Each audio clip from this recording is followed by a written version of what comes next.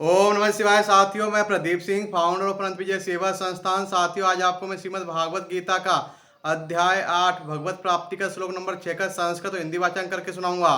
तो श्लोक नंबर 6 है, यम यम वापि स्मरन् भावम त्यजत्यन्ते कलेवरम तम तमेवेति कौन्तेय सदा तद्भाव भाविता। इसका हिंदी अनुवाद है, भगवान श्री कृष्ण अर्जुन से कहते हैं, हे कुंती पुत्र, शरीर त्यागते समय मनुष्य जिस जिस भाव का स्मरण करता है वह उस भाव को निश्चित रूप से प्राप्त होता है। तात्पर्य है, यहाँ पर मृत्यु के समय अपना स्वभाव बदलने की विधि का वर्णन है। जो व्यक्ति अंत समय कृष्ण का चिंतन करते हुए शरीर त्याग करता है उसे परमेश्वर की दिव्य स्वभाव प्राप्त होता है। किंतु ये सत्य नहीं है कि यदि कोई मृत्यु के समय कृष्ण के अतिरिक्त और कुछ सोचता है तो उसे भी दिव्य अवस्था प्राप्त होती है। हमें इस बात पर विशेष ध्यान देना चाहिए। तो फिर कोई मन की सही अवस्था में किस प्रकार मरे।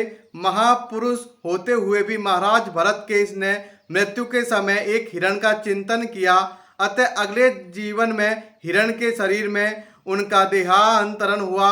यद्यपि हिरण के रूप में उन्हें अपने विगत कर्मों की स्मृति थी, किंतु उन्हें पशु शरीर धारण करना ही पड़ा। निसंदेह मनुष्य के जीवन भर के विचार संचित होकर मृत्यु के समय उसके विचारों को प्रभावित करते हैं, अतः इस जीवन से उसका अगला जीवन बनता है। अगर कोई इस जीवन में सतोगुणी होता है और निरंतर कृष्ण का चिंतन करता है तो संभावना यही है कि मृत्यु के समय उसे कृष्ण का स्मरण बना रहे। इससे उसे कृष्ण के दिव्य स्वभाव को प्राप्त करने में सहायता मिलेगी।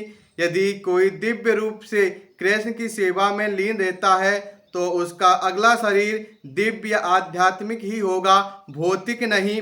अतः जीवन के अंत समय अपने स्वभाव को सफलतापूर्वक बदलने के लिए हरे कृष्ण कृष्ण कृष्ण हरे हरे, हरे राम राम राम हरे हरे का जप करना सर्वश्रेष्ठ विधि है।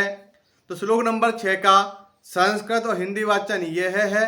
कल फिर मिलेंगे श्लोक नंबर 7 के साथ। ओम नमः शिवाय साथियों, धन्यवाद।